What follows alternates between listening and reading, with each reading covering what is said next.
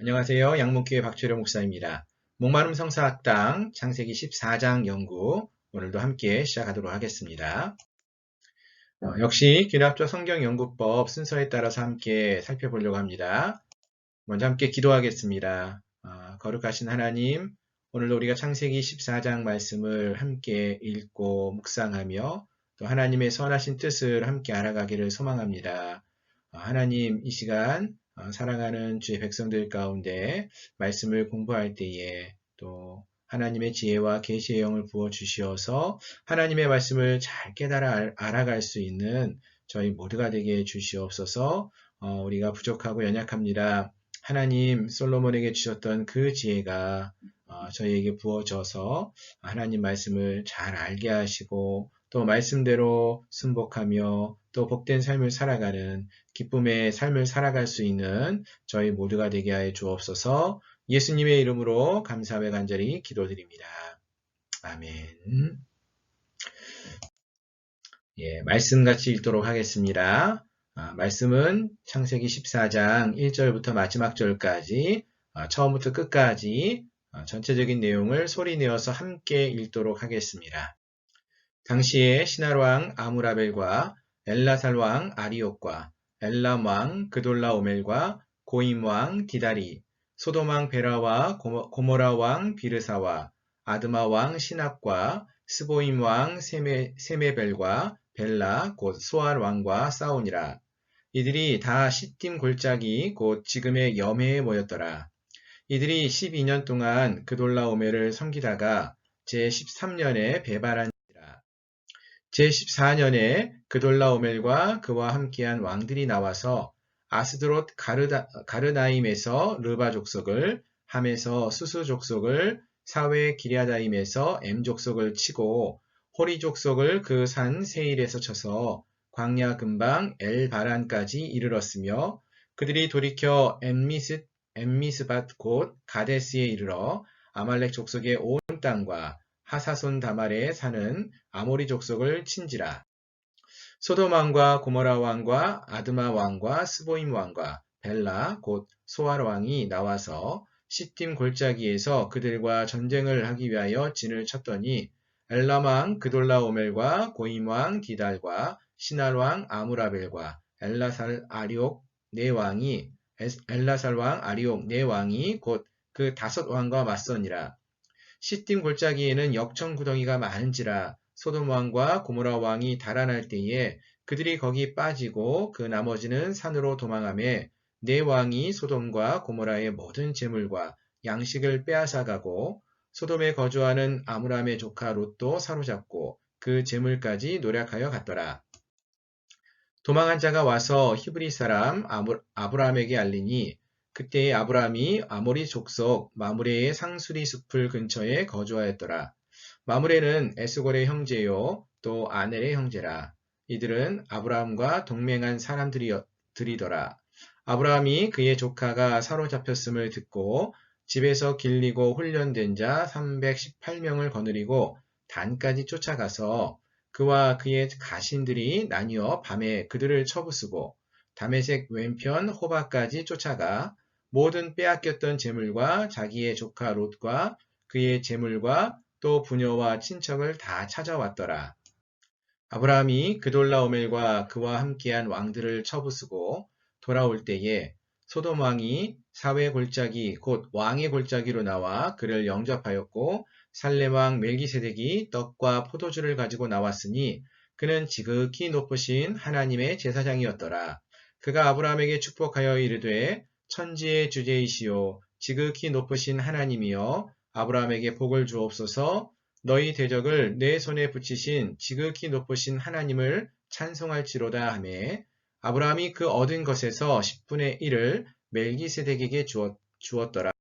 소돔 왕이 아브라함에게 이르되 사람은 내게 보내고 물품은 내가 가지라.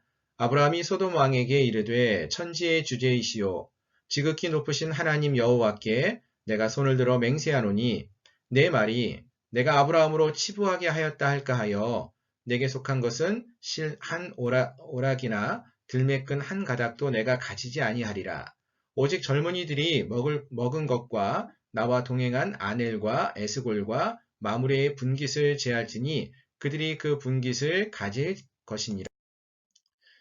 예, 14장 말씀을 함께 읽어봤고요. 이제 14장 전체적인 내용을 잠시 생각해 보려고 합니다. 14장 전체적인 내용을 파악해 보면은 13장에서 아브라함과 롯이 헤어진 이후에 롯이 머무는 이 소돔 땅에 전쟁이 일어나게 됩니다. 그래서 롯이 북방왕 그돌라오멜의 동맹군에 의해서 끌려가게 됩니다. 그러자 아브라함이 롯을 구하기 위해서 달려왔고요. 그 이후에 전쟁에서 승리하고 돌아오는 이 아브라함을 소돔 왕과 살렘 왕 멜기세덱이 축하해주는 그러한 이야기가 기록되어져 있습니다. 자, 세 번째로 관찰인데요.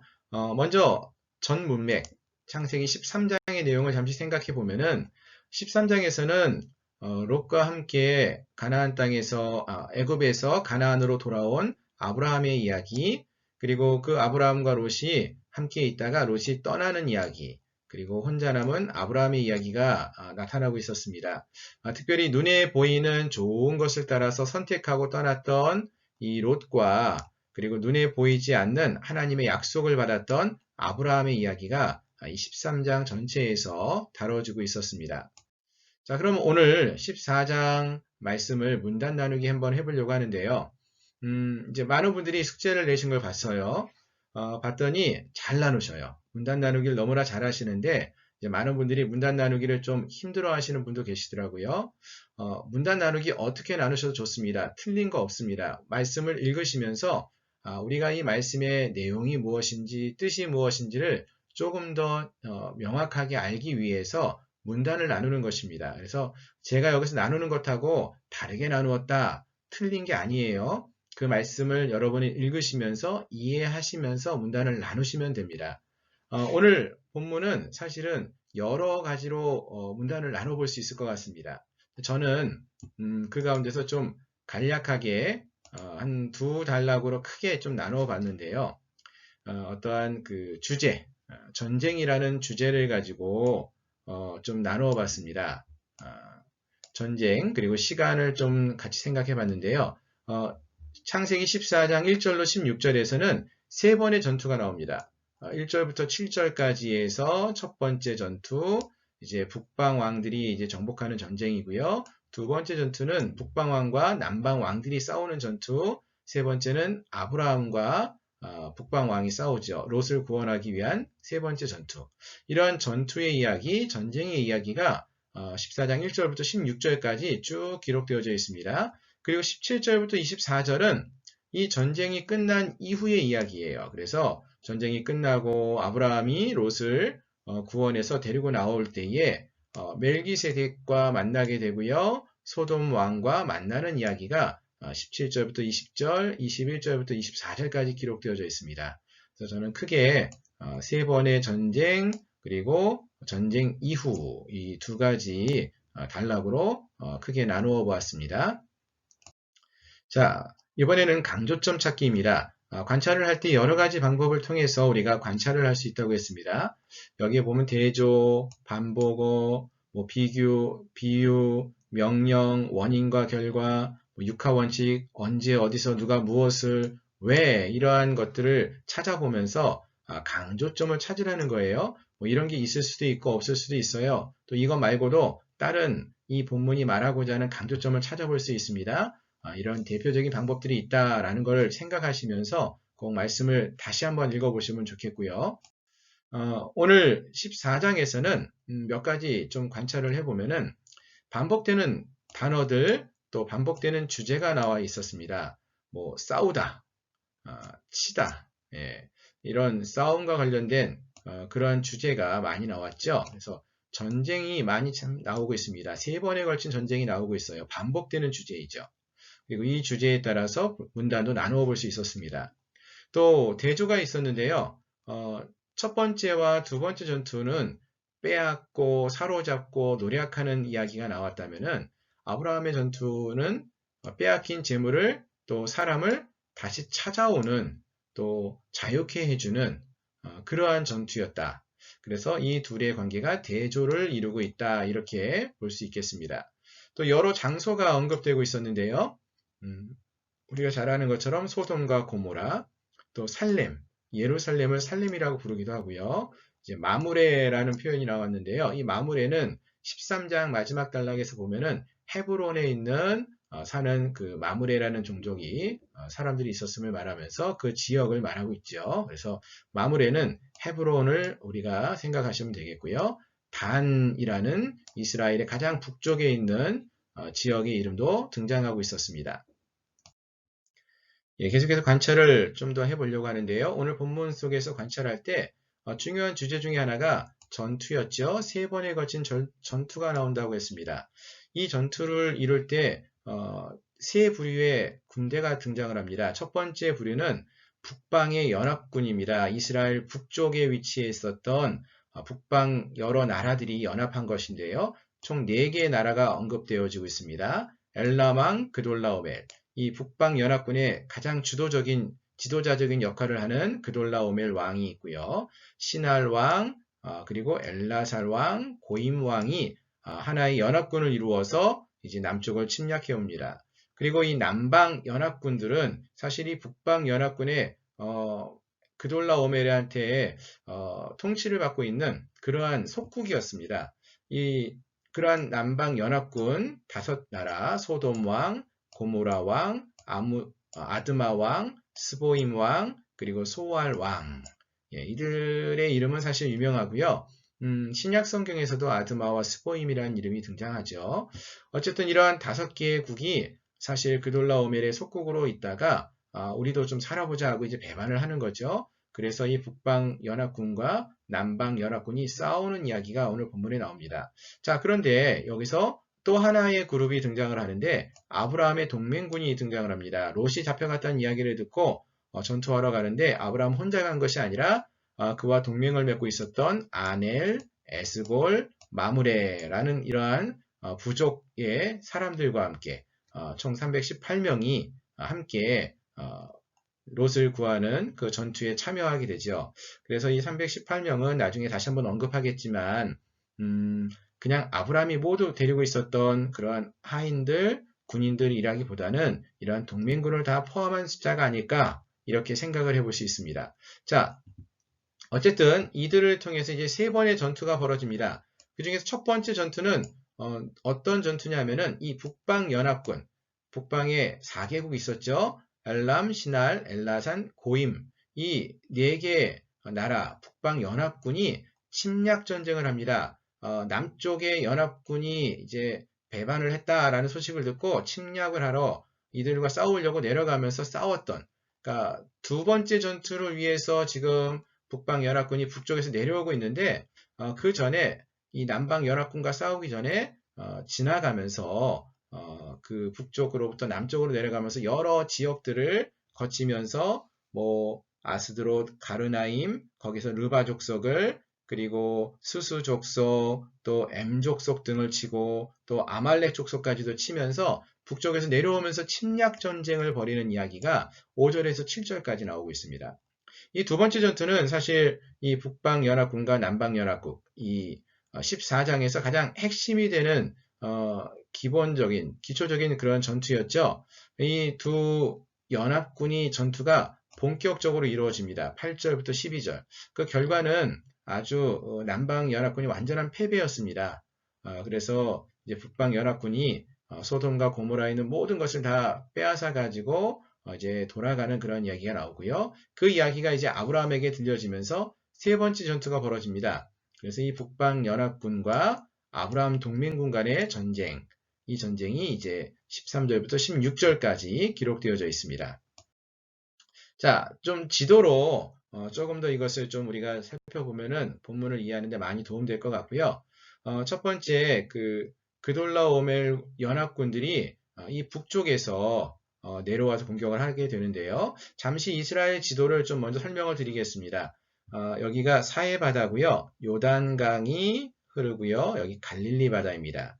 자, 갈릴리 바다에서 요단강이 흐르고 사해 바다까지 이르죠. 자, 이 갈릴리 바다 북쪽 위쪽으로 4개의 북방 연합군이 위치하고 있었습니다. 첫 번째 전투는 바로 이 그돌라오멜과 4개 북방 연합군이 공격해 오는데요. 북쪽에서부터 공격을 해오다가 가르다임, 아스드롯 이 지역들을 침략하고 어디까지 내려오냐면은 소돔과 고모라가 있는 이 지역까지 내려오게 됩니다. 그래서 이러한 곳들을 공격하고요. 또 더 내려와서 이 지역에 있는 이제 아말렉 족속들까지 치면서 내려오는 이야기. 이것이 이제 첫 번째 전투. 그돌라오멜과 4개 북방 연합국이 치르는 전투가 됩니다. 두 번째 전투는 5개 남방 연합군과 4개 북방 연합군이 싸우는 가장 중요한 전투 중에 하나인데요. 바로 이 고모라, 소돔과 고모라, 소왈, 스보임, 다 요 사해 남쪽 지방에 위치하고 있는 이 5개의 남방 연합군과 이 북쪽에서 오는 4개의 북방 연합군이 싸우게 됩니다. 바로 이 남쪽 사해바다 이쪽 지역에서 싸우게 되는 거죠. 이 시틴 골짜기에서 싸우게 되는데 이 전투에서 북방 이 연합군이 대승을 거두고 이 지역의 소돔과 고모라에 있었던 모든 것들을 빼앗아 가지고 다시 북쪽으로 올라갑니다. 북쪽으로 올라가서 어디까지 가게 되냐면은 이스라엘의 가장 북쪽 지역에 보면은 단이라는 곳이 있죠. 이 단이라는 곳까지 올라가게 됩니다. 이때에 이곳에서 두 번째 전투에서 소돔이 무너지고 소돔 땅에 있던 모든 것들을 이 그돌라오멜과 북방 연합군이 잡아서 가지고 올라갔다라는 이야기를 한 사람이 도망쳐서 헤브론에 있었던 아브라함에게 그 소식을 전합니다. 헤브론이 여기서 멀지 않았거든요. 그래서 롯은 이 지역 사해 근처 요단 동쪽 지역으로 이동을 했었고요. 그리고 아브라함은 이 헤브론의 마물의 상수리 나무 아래에서 머무르게 되고 있었죠. 이 소식을 듣게 됩니다. 그래서 여기서부터 북쪽으로 올라가는 거예요. 어디까지? 롯을 잡아간 그돌라오멜이 머물고 있는 이 단까지 쫓아간 거예요. 이 거리가 어마어마한 거리입니다. 그 거리상으로 보시면은 지금도 차를 타고요. 우리 권사님들 이제 성지순례 갔다 오신 분들 아시겠지만 갈릴리 바다에서 이 사해 바다 여리고까지 지금 차로 여행을 해도요. 최소한 3시간 가까이, 2시간 반에 3시간 정도를 여행을 해야 됩니다. 이 당시엔 걸어갔을 것이죠. 뛰어가든지 말을 타고 갔을 텐데 그래도 하루 만에 갈 수 있는 거리가 아니에요. 며칠 동안 쫓아간 거예요. 롯을 구하기 위해서 헤브론에서부터 아브라함이 단까지, 북쪽 가장 끝까지, 뭐 우리 표현으로 하면은 저기 어디라고 할까요? 부산에서부터 또 함경도 백두산 밑에까지 쫓아간 거예요. 구원하기 위해서. 그래서 이곳에서 그돌라오멜과 북방 연합군을 물리치고 아브라함이 롯을 구해서 다시 이제 고향으로 그들이 머무는 땅으로 내려오게 됩니다. 이 내려오는 길이 이 길인데요. 베델을 거쳐서 어디를 거치냐면은 살렘, 지금의 예루살렘을 방문하게 되죠. 여기서 살렘왕 그 멜기세덱을 만나게 되고요. 그리고 다시 또 소돔 왕이 여기까지 와서 아브라함을 맞이하게 됩니다.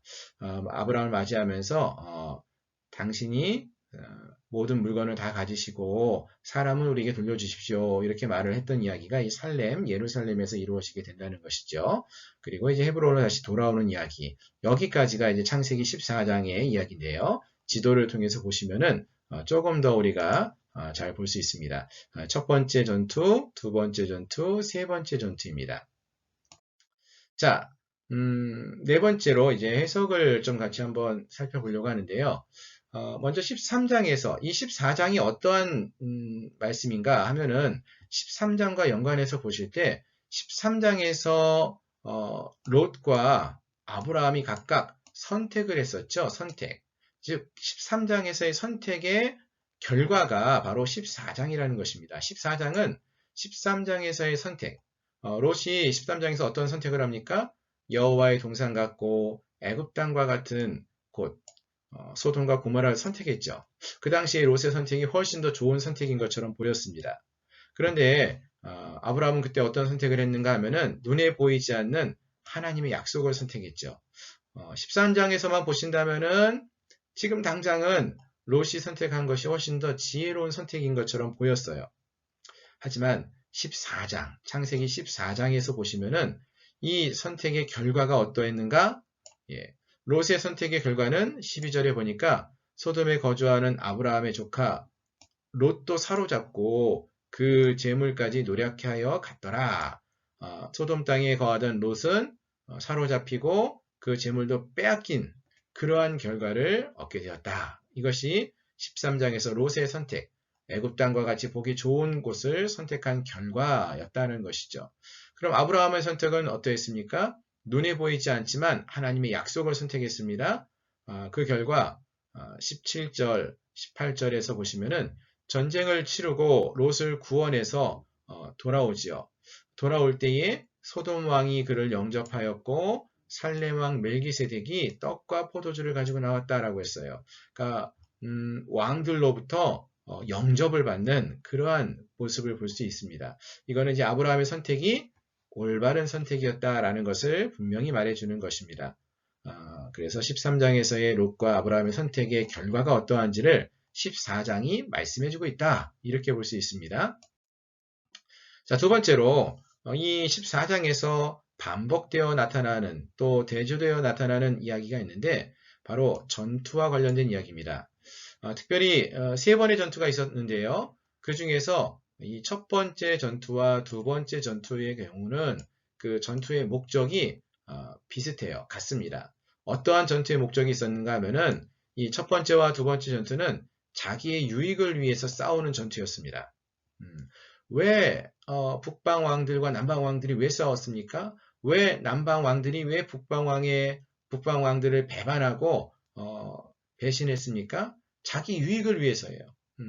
이게 하나님이 너희가 싸워라 이렇게 싸운 게 아니라 자기들이 남의 것을 빼앗아서 내 마음을 채우려고 하는 그러한 목적을 갖고 싸웠다는 것입니다.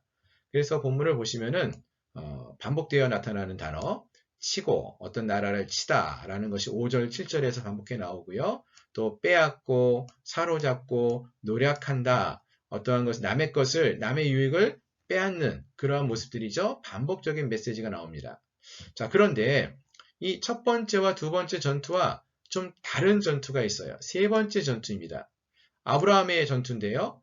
이 전투는 목적이 내 유익, 내 배를 채우기 위한 목적이 아니었어요. 아브라함이 내 배를 채우기 위해서 전투하러 싸우러 간 것이 아니었다는 거죠. 어떤 목적입니까? 이타적인 목적. 즉 롯을 구원하기 위해서 싸우러 달려간 것입니다. 어디까지? 단까지. 아까 보셨죠? 가장 남쪽에 있는 헤브론에서 가장 이스라엘의 북쪽에 위치한 단까지 한 걸음에 달려갑니다. 달려가서 생명을 걸고 싸워요. 그리고 빼앗습니다. 빼앗겼던 것들을 다 되찾죠. 그런데 이것을 빼앗아서 내 배, 아브라함의 배를 채우는 것이 아니라 아브라함은 하나도 안 가져요. 모든 걸 다 돌려줍니다. 누구에게? 그 원래 주인들에게, 소돔 왕에게 돌려주죠. 결국 이 세 번째 전투, 아브라함의 전투는 첫 번째와 두 번째 전투와 대조를 이루고 있습니다. 다른 목적이 있어요. 목적이 달라요. 자기 유익을 위해서 싸우는 게 아니라 이타적인 목적을 갖고 싸웠어요. 사실 세상의 전투는 이 첫 번째와 두 번째 전투와 같습니다. 자기 욕망을 채우기 위해서 다른 사람의 것을 빼앗고 희생시키는 전투예요. 아무 이유 없이 내가 원한다고 다른 사람들에게 피해를 주는 싸움을 하기도 하고요. 저 사람이 나한테 불공정하게 대했다라고 생각하면서 그 사람하고 마주쳐서 싸우기도 하는 이러한 목적을 갖고 있습니다. 자기의 유익을 위해 싸우는 것이죠. 그러나 하나님의 백성은 다른 싸움을 해야 한다는 것입니다. 어떤 싸움이요? 자기를 희생하여서 다른 이를 구하는 전투. 아브라함이 생명을 걸고 싸우러 나갔습니다. 자기의 배를 채우기 위해서 생명을 걸고 싸운 것이 아니라 다른 이, 즉 롯을 구원하기 위해서 이러한 생명을 걸고 전투했다라는 것입니다. 자, 이 전투 이후에 이제 아브라함이 다시 그가 살던 헤브론으로 돌아오게 되는데 오는 길에 살렘, 즉 예루살렘을 거쳐서 돌아옵니다. 그런데 이 살렘에 멜기세덱이라는 사람이 등장을 합니다. 이 멜기세덱이 갑자기 누구인가 라는 질문을 참 많이 했는데요. 사실 멜기세덱, 살레망 멜기세덱은 창세기 14장에 처음 등장하는 인물이에요. 그리고 사실 성경에서 많이 언급도 없어요. 누군지 잘 몰라요. 그런데 참 다행스럽게도 신약 성경 히브리서에서 이 살레망 멜기세덱이 누구인지를 좀 설명을 해줍니다. 히브리서 7장 1절부터 말씀을 보시면은 이 멜기세덱은 살렘 왕이요 지극히 높으신 하나님의 제사장이라 라고 했습니다. 여러 왕을 쳐서 죽이고 돌아오는 아브라함을 만나 복을 빌었다 라고 말하고요. 아브라함이 모든 것의 10분의 1을 그에게 나누어 줬다라고 말을 합니다. 그의 이름 멜기세덱이죠. 그의 이름 멜기세덱의 이름을 해석하면은 먼저는 의의 왕이요 다음은 살렘 왕이니 곧 평강의 왕이요 라고 했습니다. 자, 의의 왕 이거는 멜기세덱 할 때 이 세덱이 제덱이 의라는 뜻이 있어요. 그리고 멜기는 말렉 그래가지고 의 왕이라는 뜻이 있습니다. 왕 그러니까 의의 왕 멜기세덱 그리고 살렘 왕 살렘은 평강이라는 뜻이 있어요. 그래서 평강의 왕이요 라고 했습니다. 의의 왕이요 평강의 왕. 그리고 그 멜기세덱은 어떠한 언급도 없었죠. 여태까지 아버지도 없고 어머니도 없고 어머니도 없고 족보도 없고 시작한 날도 없고 생명의 끝도 언제 죽었다는 얘기도 없고 누구와 같느냐? 하나님의 아들을 닮았다. 결국 이 멜기세덱이라는 살렘 왕은 왕이면서 멜기세덱 제사장의 역할을 하고 있는데요. 하나님의 제사장이었는데 그는 결국 왕이며 또 제사장이었던 예수 그리스도를 예표하는 인물로 성경은 말해주고 있다는 것입니다. 결국 이 살레망 멜기세덱은 지금 예수님을 예표해주는 인물이었다는 것이죠. 자 그러면은 이러한 멜기세덱을 만난 아브라함 멜기세덱이 아브라함을 만나서 어떻게 행하는가 보니까 승리하고 돌아오는 아브라함에게 떡과 포도주를 줍니다. 그런데 이 떡과 포도주를 주는 것이 그럼 무슨 의미냐? 물론 지금 배가 고픈 아브라함과 그 일행에게 마실 것과 먹는 것을 준다라는 의미가 기본적으로 있겠지요. 그런데 또 14장 19절에 보시면은 지극히 높으신 하나님이여 아브라함에게 복을 주옵소서 아브라함을 축복하는 이야기가 나오면서 이 떡과 포도주를 주고 있다라는 것인데요. 조금 우리가 많은 생각을 좀 더 해보면은 사실 신약 성경에서 떡과 포도주는 우리가 성찬 예식 때 쓰는 그러한 두 종류의 음식이죠. 떡과 포도주는 예수님의 살과 피를 상징하는 것인데 그렇게 본다면은 지금 아브라함에게 복을 주옵소서라고 말을 하면서 떡과 포도주를 줬다는 것은 예수 그리스도를 아브라함에게 준 것이다. 알려준 것이다. 이렇게까지도 우리가 좀 해석을 해볼 수 있지 않을까 이런 생각을 해봅니다. 조금 이게 어려울 수는 있지만 그렇게 생각해 볼 수 있을 것 같고요. 그거를 떠나서 아브라함이 깨닫게 된 것은 지금 이 전투에 나가서 싸워서 승리하고 왔는데 자기들의 힘만으로는 도저히 싸워서 승리할 수 없었는데 하나님께서 이 전투에서 아브라함과 그의 동맹군이 북방의 그 강력한 4개 나라 왕들을 싸워 승리할 수 있도록 하신 것은 하나님이었다라는 것이죠. 하나님이 나에게 승리케 하셨다라는 것을 인정하는 것이죠. 그리고 이 전쟁을 통해서 하나님이 나와 함께 하신다라는 그 복을 받게 되었음을 기뻐하면서 하나님께 이제 아브라함이 예수 그리스도를 상징하는 예표하는 살레망 멜기세덱에게 하나님의 제사장인 멜기세덱에게 전쟁에서 승리케 되었음을 알고는 10분의 1, 11조입니다. 성경에 처음 나오는 11조에 대한 언급인데요. 11조를 드려요. 10분의 1을 아브라함이 얻은 거의 10분의 1을 하나님의 제사장에게 드립니다. 하나님께 드린 거죠. 11조는 드렸다는 것은 무슨 의미냐? 하나님이 그의 삶의 주인 되심을 고백한 거예요. 하나님이 이 전쟁에서 나를 승리케 하셨습니다. 라는 것을 고백하는 거예요. 어떻게? 11조를 드림으로써. 마찬가지로 우리의 삶 속에서 우리가 11조를 드리는 것, 그것은 뭐 물질의 11조도 있고 시간의 11조도 있는데요. 이러한 11조를 드림으로써 우리는 무엇을 어떠한 믿음의 삶을 사느냐? 하나님이 나의 삶의 주인 되십니다. 라는 것을 입술로 고백하는 것뿐만 아니라 삶으로 고백하는 것이죠. 아브라함이 지금 내가 이 전쟁에서 승리케 하신 것 하나님이십니다. 라는 고백을 이 멜기세덱에게 11조의 예물을 드리면서 고백하고 있다라는 것을 볼 수 있습니다. 자, 한 가지만 더 생각해 보려고 하는데요. 멜기세덱에 이어서 소돔 왕이 또 아브라함이 전쟁에서 승리하고 돌아올 때에 아브라함을 환영하며 맞이합니다. 14장 21절 소돔 왕이 아브라함에게 이르되 사람은 내게 보내고 물품은 내가 가지라 이렇게 말을 합니다.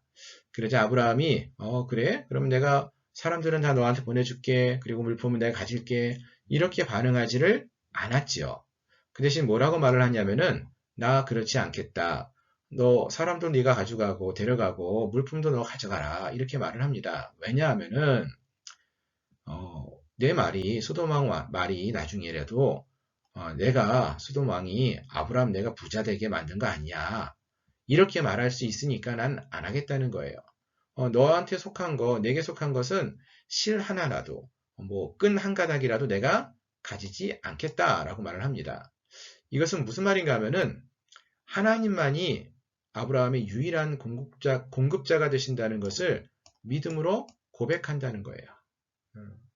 과거에 애굽에서 아브라함이 잘못을 했지 않습니까? 죄를 짓고 아내를 누이라고 속이고 부끄러운 일을 행했을 때에도 애굽에서 나올 때 하나님께서 바로를 통해서 아브라함을 부유하게 만드셨던 분이 하나님이셨어요. 아브라함 그걸 경험하면서 하나님이 내 삶의 공급자가 되신다는 걸 믿었어요. 이러한 믿음이 있었기 때문에 아브라함이 이 소돔 왕과의 관계 속에서도 소돔 왕의 것을 내가 갖지 않겠다 이렇게 믿음으로 고백할 수 있었다는 것입니다. 즉 하나님만이 나의 삶의 진정한 공급자가 되십니다. 이러한 고백을 하는 것이죠. 저희에게도 이러한 고백이 있으면 좋겠어요. 하나님만이 내 삶의 진정한 공급자가 되십니다. 이러한 믿음의 고백을 우리 모두가 할 수 있기를 소망합니다. 첫 번째 시간은 여기까지 하고요. 두 번째 시간에서는 오늘 말씀을 보면서 우리가 적용할 수 있는 내용들, 적용과 또 여러분들이 남겨주신 질문들을 또 함께 살펴보도록 하겠습니다. 감사합니다.